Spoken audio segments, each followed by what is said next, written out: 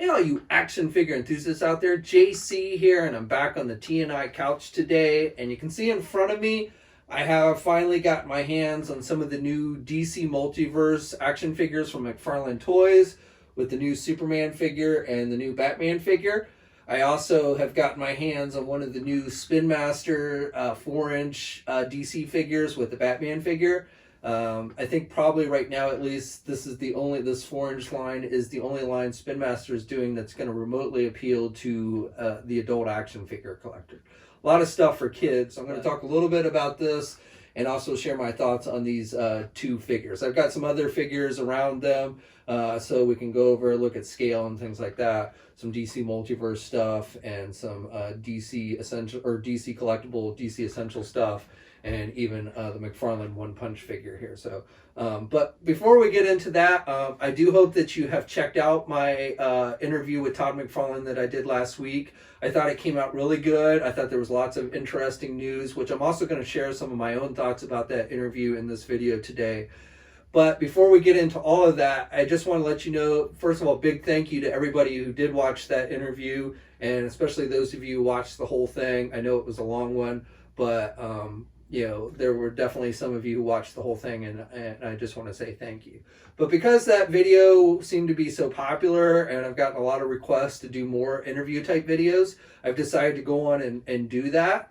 And so I've already lined up my second interview, which should be this week. I'm doing the interview this week, and I should have the video up towards the end of the week. And while the name of the person I'm interviewing is probably not as well known as, say, Todd McFarlane, honestly, there's not a whole lot of names in this industry that are as well known as Todd McFarlane. But he is somebody who has not only worked in the toy industry for some time, but he's also worked in Hollywood. His name is Jerry Macaluso, and he, back in the day, he worked in makeup and special effects in Hollywood. He worked on movies such as The Toxic Avenger 2, Darkman, and Spawn. He's also been in the action figure industry for a long time. He is an actual sculptor of action figures. He's worked for companies such as Hasbro, Toy Biz, Mattel. He's also started two different companies related to action figures and stuff. The first one, if you collected action figures in the early 2000s, you probably heard of, have some of the figures in your collection even today, especially if you're a Street Fighter fan. And the company is called Soda Toys. He's one of the founders. He sculpted the Street Fighter figures, a lot of those Street Fighter figures. 6-inch figures, highly detailed, highly articulated, on par with Marvel Legends, and probably one of the best going Street Fighter lines even to today. It's hard to match the quality of those figures. So I'm going to be talking to him. This interview is not going to deal with like breaking news or anything like that, but I'm going to be talking to Jerry, sitting down talking to him about what it was like to work in Hollywood on some of those classic movies, and then also what it was like working in the toy industry, starting your own action figure company, what's involved with all that, what's it like being an action figure sculptor in this industry. And really my goal here is with this interview is to kind of shed more light on the inner workings of the toy industry so that you guys can see why things happen, how and why things happen. So I do hope that you tune in for that. And again, that should probably be up later this week. Okay, so enough rambling. Let's go on and jump into it and take a look at these new figures from McFarlane Toys and Spin Masters.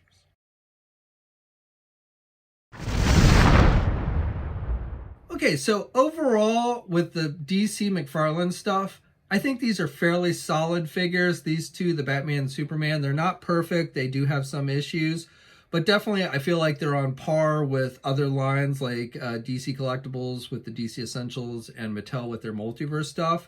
And in many ways, I think these are actually a little bit better. But one area where I do see maybe, and this was probably due to the time crunch that I've talked about before, where I feel like maybe this first wave was rushed a little bit from when they got the license to when they had to have it ready and out on market. It would have been nice, while there's nothing particularly wrong about these figures, and overall they're fairly solid, especially compared with other lines. At the same time, they don't really knock your socks off either. And so, there's a saying that says first impressions are very important. And being this is our first exposure of DC figures from McFarlane, I think in a perfect world, it would have been nice if they had really come out with a line that was near perfect, as perfect as you can get with a mass-produced action figure line.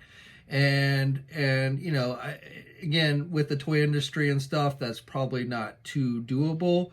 But I think if they had done that, then the naysayers out there would have been less vocal, I think. Now, a large part, there's the scale issue, and I'm going to talk about that here. But there, if you watch my interview from last week, I think you see that he really just didn't have much choice about scale. That was really something that was kind of taken out of his control. But overall, I think these are very solid figures.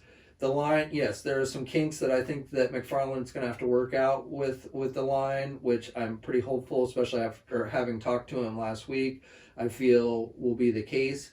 But overall, I think this is a pretty solid line here. And, I don't think this line is quite up there with Marvel Legends yet, but it took Hasbro many years to get to the level they are with that line today. And so, again, I feel like that this line definitely is overall pretty solid and definitely has potential to do great things. Now, one thing I want to just start off by saying is everything I talk about today, I don't want you to take as me making excuses for anything that's wrong. I am going to talk about some of the reasons of why I think things are happening that you might not be happy with, like the 6-inch, the figures not being 6-inch and in scale with Marvel Legends and stuff. But if you're really, at the end of the day, if you're really that strong about, your figures have to be in scale with Marvel Legends and what, I would never advocate that you go out and buy something that you don't like, okay? But when you start complaining about scale, when you start, getting mad that these aren't in scale with your Marvel Legends, I don't think it's fair to say that McFarlane's out of touch or that he's not listening to you. I think if you listened to my interview last week, you could tell that basically it seemed like the choice for 6-inch was essentially taken out of his hands.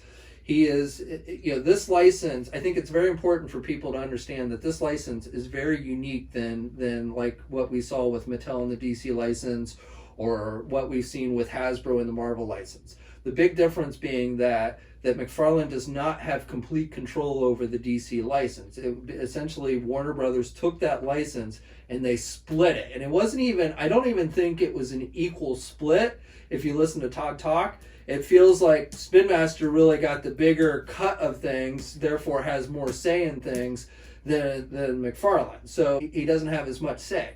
And one of the reasons why this is a big deal is when you're dealing with the large big box retailers and you have the entire license, you can basically, you have more say on this kind of stuff, this kind of collector-oriented stuff that you can kind of slip in there with the other kid-oriented stuff than you would when it's, two different companies doing it. Because the fact is, while Warner Brothers split the license up between the two, McFarlane and Spin Master are competing toy companies. So it's not like they're good buddies that are like working together to better the DC license overall. I mean, I'm not saying they're trying to sabotage each other or anything either, but I'm saying technically they are toy company competitors.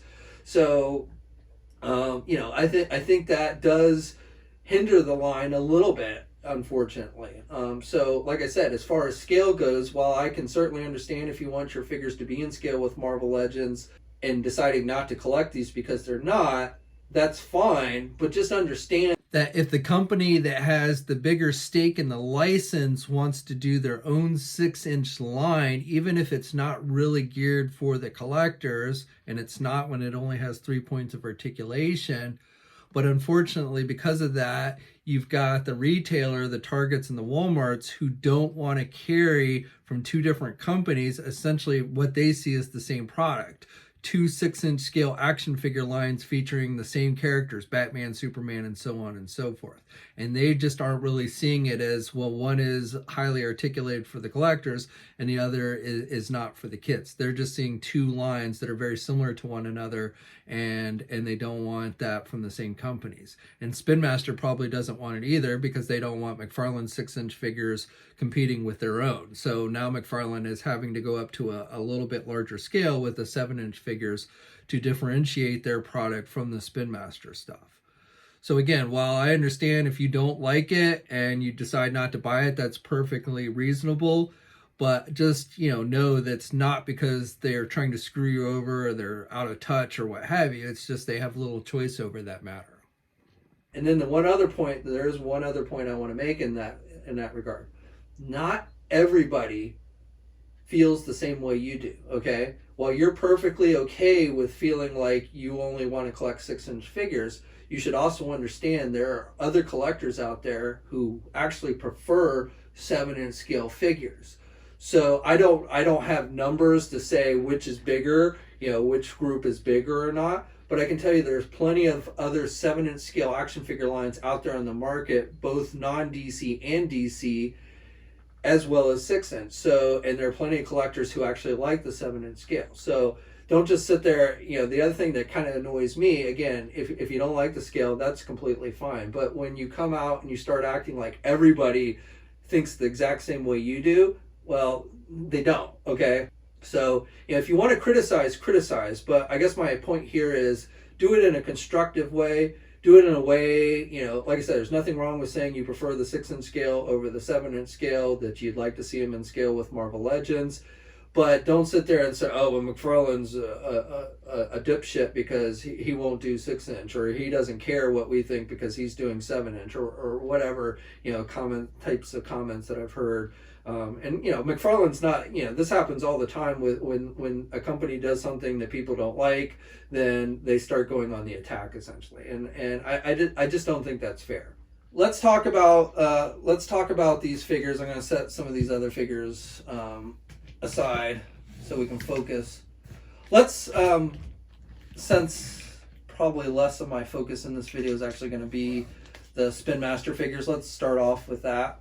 So I'm going to say with these, if you collected the previous DC Multiverse 4-inch figures that Mattel did a couple years ago, I think these are pretty much on par. There's a few things I like better about the Mattel ones, and then there's a few things I like better about these. But overall, I would say they are pretty on par with one another. So the overall design is pretty basic, and I don't think it looks bad. I mean, the hands come off looking a little big, but that's because there's no articulation on them. And again, I think that was the same thing with the Mattel ones. Now, these aren't quite as good as the Hasbro, the old Hasbro Marvel Universe figures back when, the Marvel Universe stuff was in its heyday. These are not as good as those figures. They're not as articulated, and they're just not as detailed. But the thing to remember with these figures is, while, I do think there could be some crossover appeal with collectors, these are not made for you. These are made for the kids. That's what Spin Master's aiming for with these. So if you, as an adult collector, pick these up as well, that's great. But at the end of the day, you're not the primary target audience with these figures. And that is something that I think you have to keep in mind. And especially when you start looking at the accessories, you get the bright orange colors, the bright green colors, the way oversized accessories, that definitely is all for the kids. And those are not going to appeal for you. So, like I said, you do have to take that with a grain of salt. And there's a reason why, you don't see a lot of highly detailed, articulated 4-inch action figure lines on the mainstream market anymore. It's because they're not cost effective. When you start getting that detailed, the figures start getting expensive, $15 or more, and then people start going, well, why am I going to pay that much for a 4-inch figure? I'll just pay a couple extra dollars more, $20, and I'll get a bigger 6-inch figure. So that is why, lines like Marvel Universe basically don't exist anymore. And when you do get a 4-inch line out on the mainstream market, it tends to be, kind of along these lines, sometimes even less. Sometimes you're lucky if you get 3 points of articulation. So from that standpoint, I think this figure actually does a pretty good job. So let's go over the articulation on this one real quick. Spin Master Batman, he can turn his head to the left and to the right, and he really has no back or forth movement or head pivot. You just get the rotation there with the head. With the arms, you can get the arms out good. You've got good rotation there at the arms. You do not have a bicep swivel. You have a rotation at the elbow, and then you have the single hinged elbow, but he can still bend it pretty good there. You do not have any wrist articulation with these. You do not have any midsection, ab crunch or anything, or waist swivel. It would have been nice if they'd given us a waist swivel with these guys. Now with the legs, he can do the splits really good. You can get the leg forward good, and you can do the leg out and back. They have given us a thigh swivel. You get a single hinged knee, but he can bend his knee pretty good there. And then you also get rotation with the knee. And then again with the feet, you have no articulation, no ankle pivot or anything like that, and 2 peg holes on the bottom of the feet. And then just for some comparison, so this does seem to scale. It scales pretty well with the older DC Multiverse figures. It also scales okay with the Marvel Universe figures as far as height, not 100% perfect. And then the same thing with lines like G.I. Joe and Star Wars, you know, not 100%. But if you're an avid 4-inch collector, you know, I think there's enough here that it warrants, and the character selection seems to be pretty good. So I think there's enough here. And these figures only cost about $8, so they're not prohibitively expensive.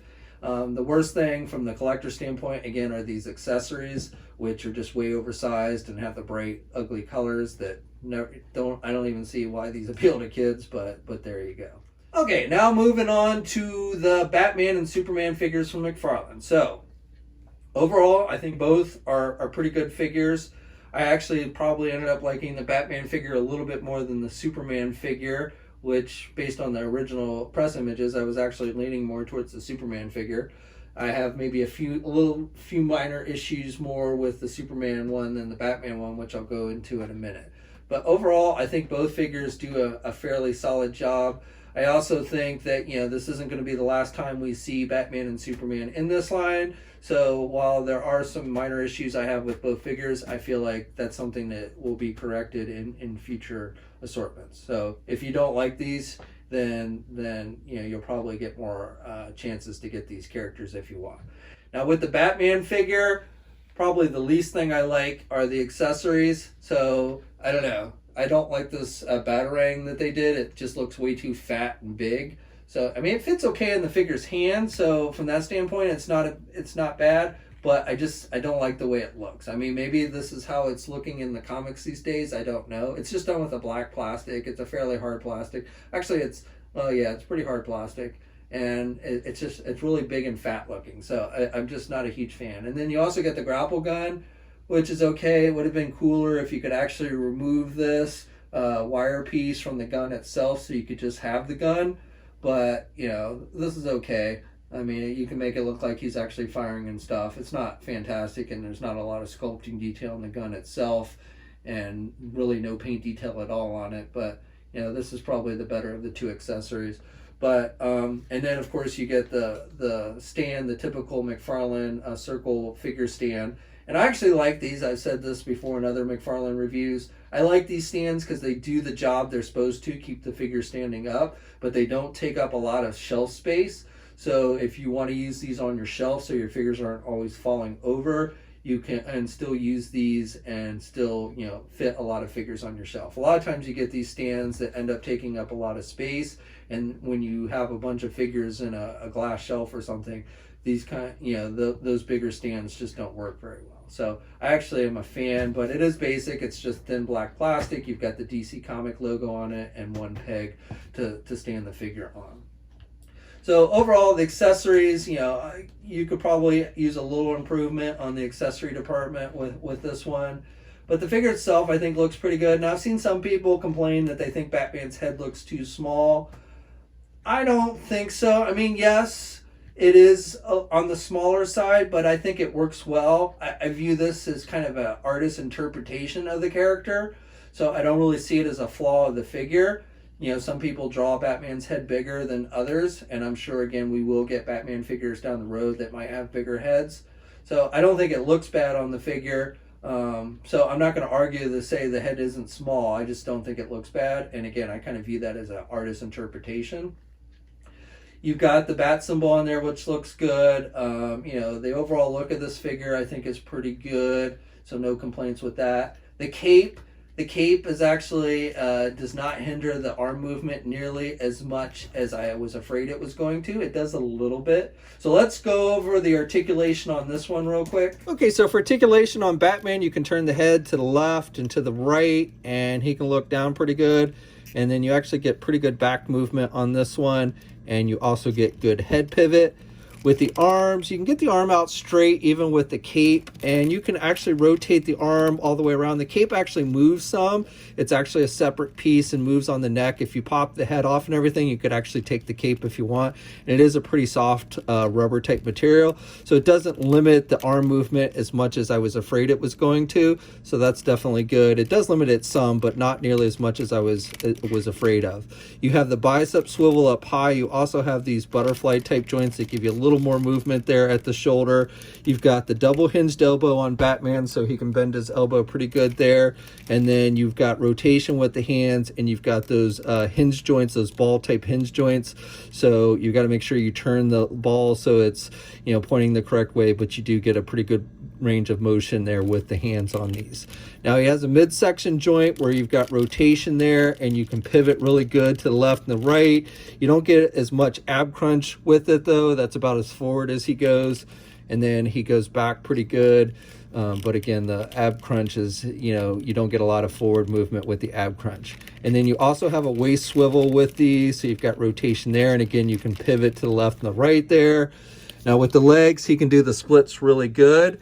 And you actually do get a thigh type joint. So you've got rotation. The leg actually rotates around this inner joint here. So I know a lot of people were worried about thigh swivel. So it's not a true thigh swivel, but again, you do get a pretty good rotating movement there with the leg. So I am pretty happy with that. And the shorts are a softer material. So, you know, sometimes when you turn the leg, you do get this joint that kind of sticks out. But if you pose it and everything and you turn it, you can actually usually hide that joint pretty good. And then you have a double hinged knee with Batman, so he's got good bending there at the knee. And then you have rotation with the feet. Again, you have those ball hinge type joints, up and down movement, and you get ankle pivot and everything. So good range of movement there. And then they've also included toe articulation with these, and 2 peg holes on the bottom of the feet. Okay, so overall, pretty good movement. Some people I've seen complain about the midsection joints and they don't like the looks of them. It doesn't bother me that much. I would maybe prefer an ab crunch joint so that, you know, he can crunch forward a little bit more. But, you know, I don't think it looks that bad. So I don't have a huge issue with that. And overall, you know, I think the figure has a pretty good range of movement, certainly on par with other lines like DC Essentials and DC Multiverse. Maybe not quite as good as Marvel Legends, again, for things like the ab crunch, but otherwise I think you get a pretty good range of movement with the figure. Now, as far as scale goes, you know, you take like the DC Essentials figures, and I think the scale works pretty good with most of them. You might have a few where they don't look as good as others, but overall, especially with like the bat-oriented figures, I think you've got, you know, a pretty good range of collections that you could pose. If you've been collecting those, you know, you could pose with this figure. Surprisingly, the Mattel Multiverse Red Robin figure that came out towards the end of last year actually scales pretty well with this figure. This one was probably a little bit tall for the Multiverse line, Mattel's Multiverse line, but I actually think it works pretty well with this new Batman figure. And then when you start pulling out those larger Build-A-Figures, that I think really was Mattel's strong point, at least towards the end of the line, like the Killer Croc and the Clayface, I think they scale really well with this figure as well. So I think there's plenty of figures. I mean, I understand if all you collected was 6-inch Marvel Legends and maybe the older DC UC stuff from Mattel, they're not going to scale that well with these, but I think there's plenty of options out there if you're looking for other figures. If you don't want to wait for McFarlane to put out more figures that you want to pose with, you know, put with this guy, I think there's plenty of options out there for you right now. Now, before we get into the Superman figure, one other accessory that you get with all these figures are these little trading cards. So the packaging on these is pretty boring. It's pretty generic and pretty basic, what we see with 6-inch lines, the window box type packaging, but there's no bios or anything. So the packaging on these are pretty generic, but you do get these pretty cool trading cards. So you get some classic artwork on these, and then you also get stats on the back. So I don't know. I'm not these days. I'm not big into trading cards. So of course, I throw away most of the packaging as well. So I don't know which is better in this regard. Probably the trading cards. Probably you have a better chance of holding on to these than you do the packaging for the line, unless you're somebody who keeps all your figures in the packaging. You're probably going to have easier to hold on to this kind of thing than it is the actual boxes. So, but that I did want to note that. But moving on to the Superman figure. So, again, I probably have a little more issues with the Superman figure than I did the Batman figure. And so, again, starting off with accessories. So he only comes with an extra pair of hands, and you'll notice here he's got a closed fist, and then he's got the open hand. But you get another open hand, so if you want two open hands, you got that. But then they gave you this grip hand, and being he doesn't have anything to grip, I think it would have been better if we had just gotten two closed fists. Minor complaint there, but I do think it would have been better if they'd gone with two closed fists. You also get this flight stand. Pretty basic, definitely better flight stands out there. Especially if you collect the import stuff. But, it's not bad either. It does the job of keeping the figure up in the air if that's your main goal. It's two pieces, which I've already snapped together, but you just slide the arm into the base here. And you also have a foot peg on the base so that you can stand the figure if you prefer to do that than have him like hovering in the air. And it's just a clear base with the DC logo on it. There's no articulation on the arm itself. Up here where you have the clip, you can do it up and down, but that's pretty much it. You don't even have rotation. So, and then you can just open the clip. So it's not a very articulated flight stand, very basic, but like I said, it does the job of keeping the figure so it looks like he's kind of hovering in the air. But if you really want to, get him in some really good flight type poses, you probably want to invest in a little better flight stand than what they provide with you. Now for the figure itself. So overall, I have no major issues. And I want to say with both of these two figures that I think they're fairly well made. I've not had any issues with breakage or even the fear of breaking. Sometimes you get figures in the hand and you feel like if you move it the wrong way, it's just going to snap off in your hand. And I've not had that experience. So, so far at least, I have no issue with the overall quality control of the figures. Very much on par with the DC Multiverse stuff from Mattel or even the Hasbro Marvel Legend figures in general. And the joints seem to be pretty tight overall. Haven't had any issues with these two particular figures with loose joints as of yet. So the joints seem to be pretty tight as well on the figure. Now, for the Superman figure, so you get decent head sculpt. I have no problems with the head sculpt. You got a little bit of blue mixed in with the black on the hair, and he has the curl on the front, which is good. The symbol on his chest. So this is one of the things that really stood out to me is that I liked in the promo images. And overall, I still like this symbol. I like how it's big. McFarlane said in his interview he likes big symbols. So I like that, and I like the metallic red that they use. It really stands out nice. But when you look, and I don't know if this is with all the figures or just with mine, but when you look at it straight on, it kind of looks like that symbol is just a little bit crooked on there. So I don't know. Maybe it's just me, but it looks like it's just a hair crooked. So if minor complaint there, but my anal retentiveness that likes everything in perfect alignment, it just looks a little bit off to me. Shorts look good. You've got the painted belt loops, which is nice. You got the yellow belt. He's got, this is based on his modern outfit, which is pretty much the same as his classic outfit, but you have these little things here on his wrist that are left over from the New 52 look. Which kind of, I don't know, with the ball joints on this one, stand out a little bit because you get the extra blue underneath there, under these little things on his wrists.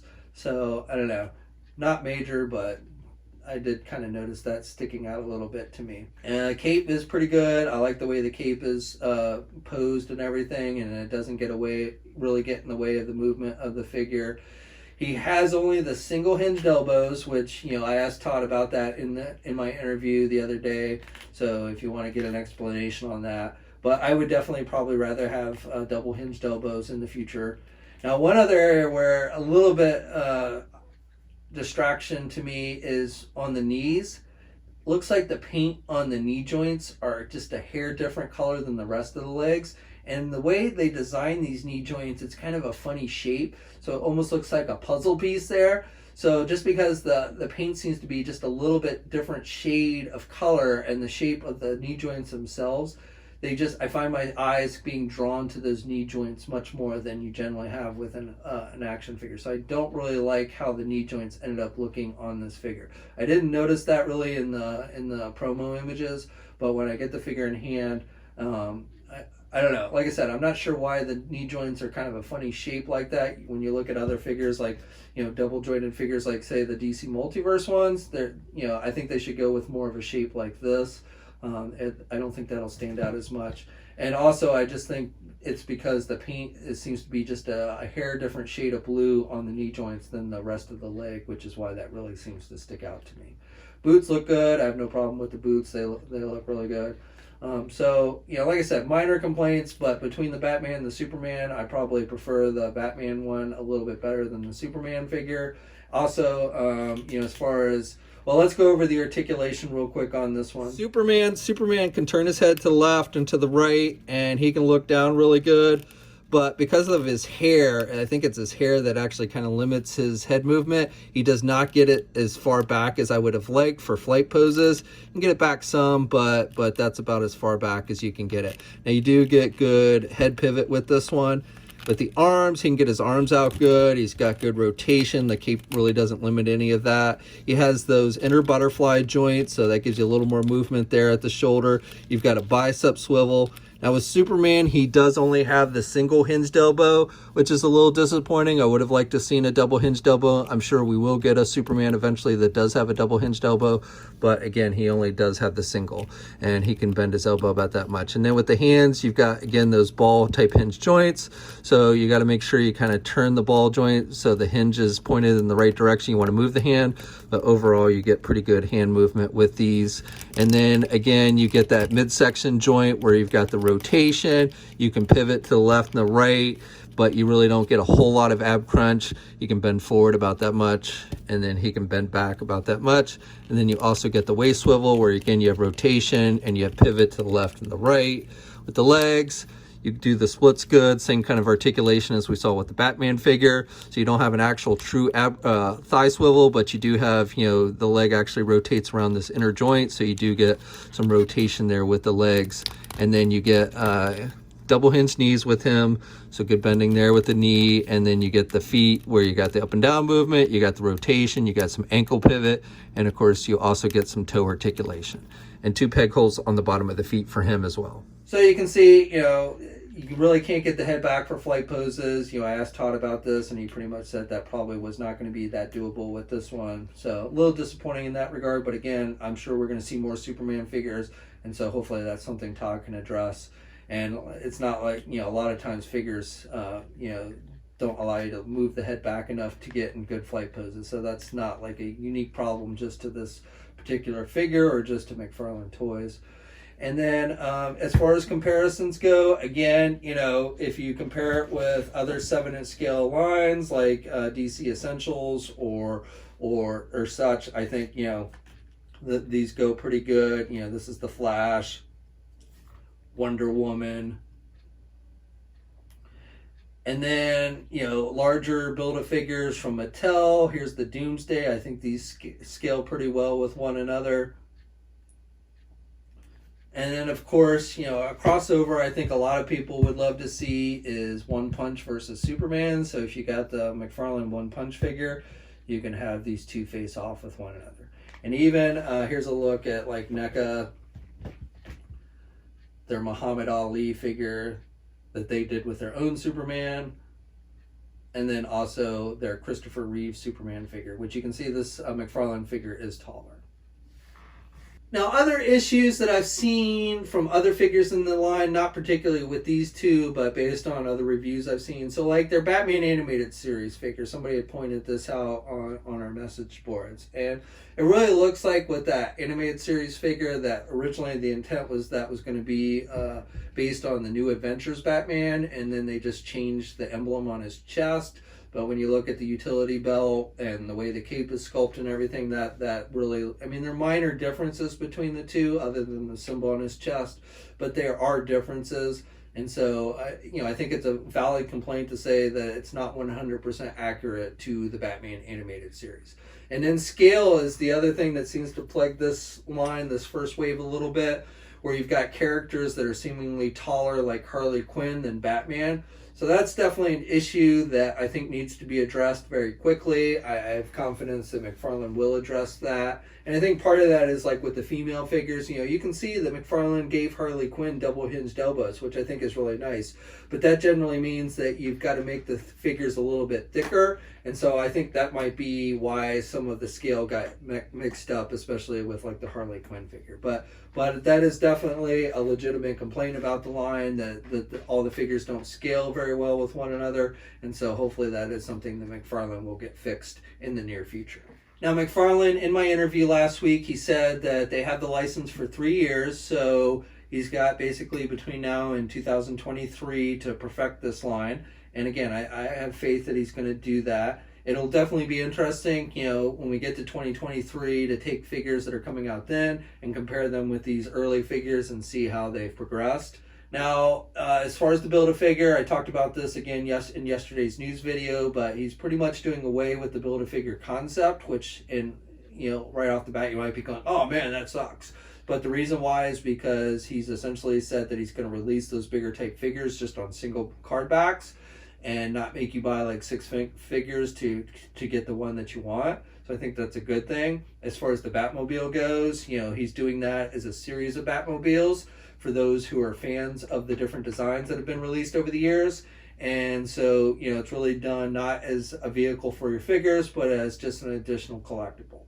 He's also talked about doing things like build equipment, like a Bat computer. I mean, just think if you could, over time build out a complete Batcave. That would be awesome, in my opinion.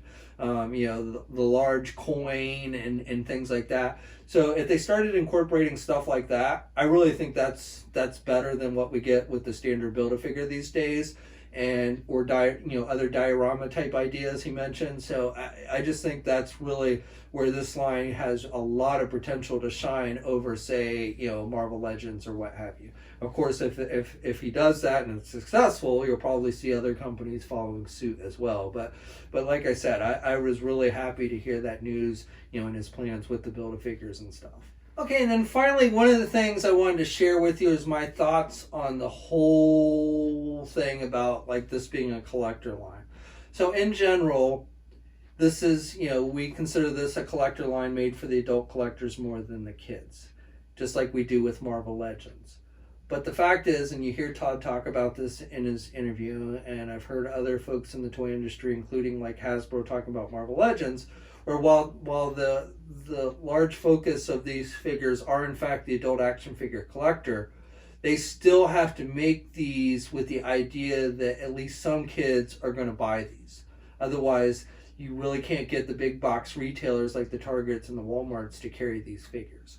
And so that's why you end up with getting a lot of times assortments that are heavy with these mainstream characters like Superman and Batman, and it's harder to get in those more obscure characters.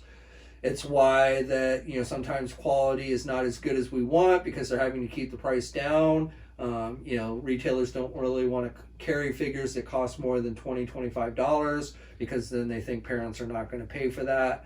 And so, a lot of the things that you guys end up complaining about are really things that these toy companies are having to do in order to appease the big box retailers. And unfortunately, in this time, those are still those companies' primary customer.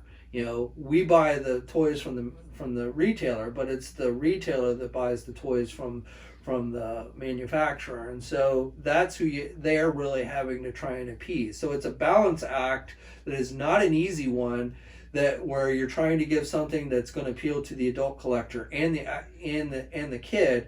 And sometimes you get it right and sometimes you don't.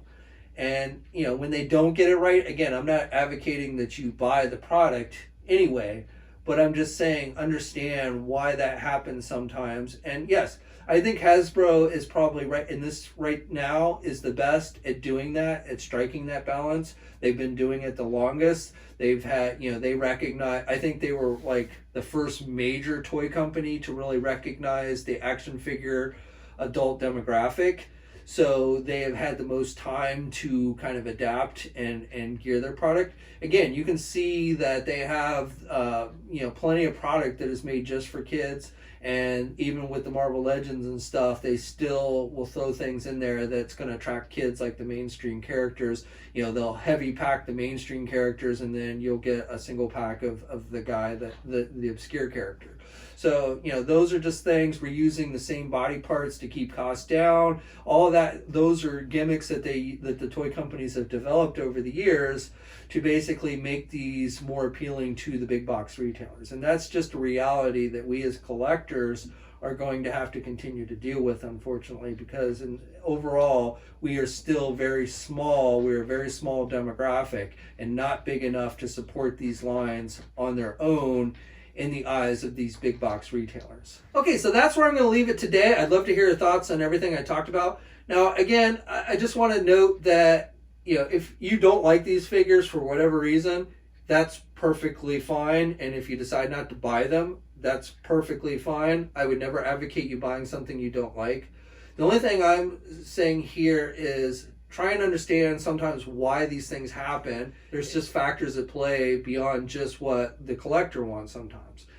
And, if you're going to criticize something, if there's something you don't like, then, articulate that. Don't just say they suck. Explain why you don't like it, so that when they are listening to you, they can actually take that criticism and possibly incorporate it. Everything you want, they're probably not going to be able to do. Again, things like the scale, it's probably out of their hands, so you can complain about them not being in scale with Marvel Legends until you're blue in the face, but I don't think that's going to change anything. But, just try and be constructive with your criticism, so, if there's something you would like to see them improve, they actually can listen to that and incorporate that in future figures. So that's really the big takeaway I would say from any of this. I'm not trying to make excuses for anybody. I'm just trying to explain to you, give you their side of the story. I'm on your side as much as anything. I'm a collector just like you, and I want the best figures possible. So that's really my goal here, is just to try and get the information out there to you guys. But at the end of the day, it's really up to you what you want to buy, what you're going to spend your hard-earned money on. That's totally up to you. And if you decide you don't want to buy something, I think that's completely reasonable. So until next time, guys, subscribe to the channel. Hopefully you will be checking out my next interview later this week, and hit the bell notification so you're alerted every time I upload a new video. And also, if you haven't, think about subscribing to our new TNI newsletter. I'll have a link to that in the video description below, and therefore, we can send the news to you instead of you having to come to the news. And until next time, guys, catch you later. Hey, thanks for watching today's video, and be sure to subscribe to the channel if you haven't already, and hit that bell notification so you're alerted every time I upload a new video. And be sure to head over to the Toy News International and Marvelous News message boards communities. It's a great place to talk toys and win cool contests like $100 store credits to Big Bad Toy Store. And remember, action figures are great.